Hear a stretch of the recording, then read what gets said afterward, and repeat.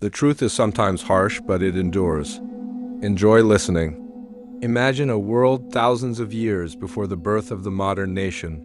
In the middle of the Anatolian plateau stood a harsh, powerful, and unconquerable kingdom. They were not valley farmers, nor were they sea traders. They were a people forged by mountains, rocks, and harsh winters. Their name was Hatti. From its towering stone fortresses, Hatti built a power that few initially considered, but time passed. And slowly the world began to realize that they were more than just another kingdom. They possessed iron weapons before any other kingdom. They had a well-organized administrative system, and they had a disciplined army soldiers willing to die for their land. And at the peak of their power, a great battle broke out that has become legendary, the Battle of Kadesh. On one side stood Egypt, led by Ramses II, the great pharaoh. On the other side stood Hatti's commanders, wielding lighter, faster, and more deadly war chariots. The two were fighting not just for territory, but for honor and supremacy. For many other kingdoms of the time, challenging Egypt would have been impossible, but for Hatti, it was a challenge worth fighting for. The battle was fierce. The ground of Kadesh trembled under the sound of chariots, and the clash of iron, arrows rained down, war cries echoed, and the world watched as two great powers clashed mercilessly. And in the end, there was no victor.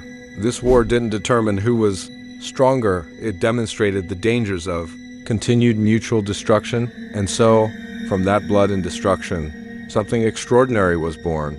The oldest recorded peace treaty in human history. This is what set Hatti apart from other conquering nations. They were not only skilled at war, but also understood the value of diplomacy. They pioneered relationships between nations based not on force alone, but on negotiation. This concept endures to this day, but like many great empires, Hatti's glory began to fade.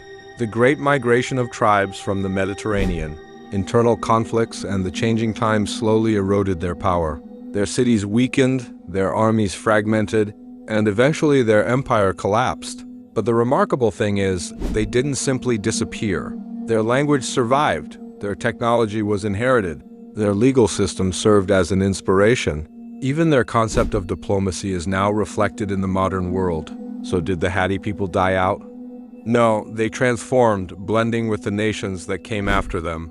Their name may not be as famous as Egypt or Babylon, but their mark is there in history, in culture, even in the way nations make peace today. That's what Hatti was, mountain rulers who not only challenged Egypt, but also left a legacy more powerful than war the knowledge. That true power lies in the ability to choose between war and peace. Thank you for listening. Don't forget to subscribe, comment, like, and share. Thank you.